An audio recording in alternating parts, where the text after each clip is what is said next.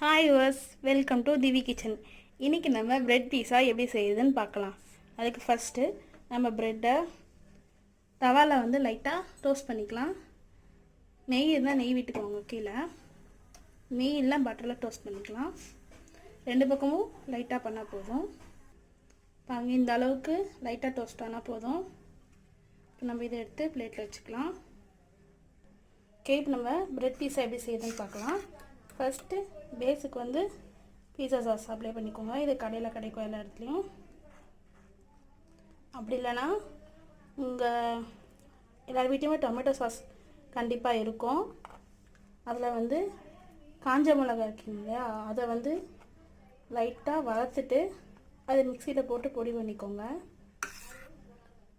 அப்புறம் அதை இதில் சேர்த்துட்டிங்கன்னா பீஸா சாஸ் ரெடி ஆகிடும்.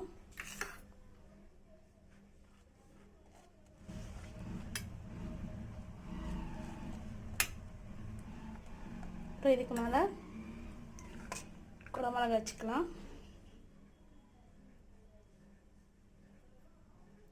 இங்கே க்ரீன் கலர் குடமிளகா மட்டும் தான் கிடச்சிச்சு. இல்லை கலர் கலராக கிடைச்சாலும் நீங்கள் அதை சேர்த்துக்கலாம். அப்புறம் வெங்காயம்,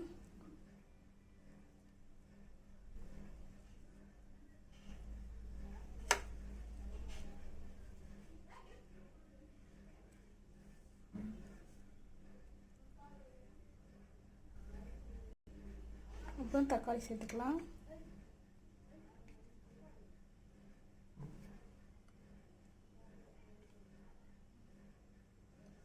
அப்புறம் பீஸாவுக்கு ரொம்ப முக்கியமானது சீஸ் தான்.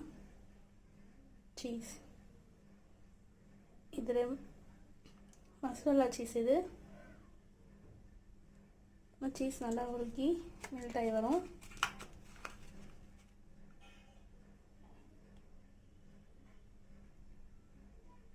இங்கே பாருங்கள், இந்த மாதிரி நல்லா சீஸ் அப்ளை பண்ணிக்கோங்க. இப்போ நம்ம இதை எடுத்து தவாவில் வைக்கலாம். ரொம்ப ஈஸியான டிஷ் இது. தவாவில் கொஞ்சம்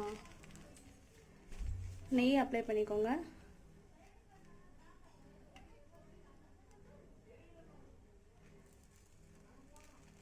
இது சிம்மில் வச்சு ஒரு 5 நிமிஷம் கூட தேவையில்லை.